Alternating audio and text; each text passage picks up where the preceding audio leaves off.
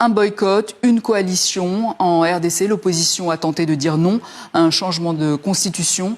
C'est raté. La proposition de loi référendaire a été adoptée. Quelles conséquences politiques? On voit cela avec ce reportage de Dadi Songozo, récit Thibaut Grosse, Véronique Pérez. Dans le vacarme de l'hémicycle, le chef de l'opposition claque la porte des débats.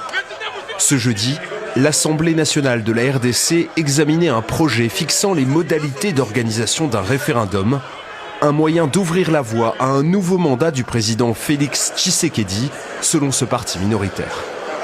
Le groupe parlementaire Ensemble considère la démarche en cours comme un complot ourdi contre la constitution de la RDC. L'objectif final de cette démarche est de changer le nombre et la durée des mandats du président de la République, ainsi que de réduire les compétences constitutionnelles des provinces afin de consacrer la dictature.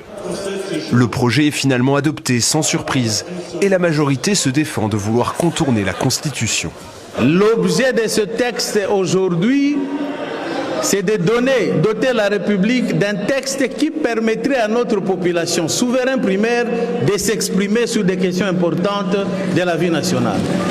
Si l'opposition ne veut pas que le peuple s'exprime, elle est libre de sortir.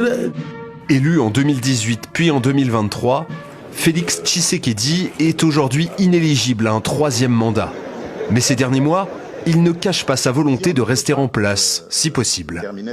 Je n'ai pas sollicité le troisième mandat. Mais je vous le dis, si le peuple veut que j'ai un troisième mandat, j'accepterai. Un risque de dérive autoritaire selon l'opposition qui appelle à des manifestations.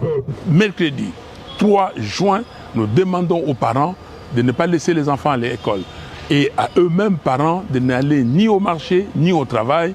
Et nous allons juste prouver à M. Tshisekedi que le peuple n'est pas d'accord avec son projet. Autre argument avancé par l'opposition, la poursuite de la guerre dans l'est du pays qui rendrait selon elle impossible l'organisation d'un référendum.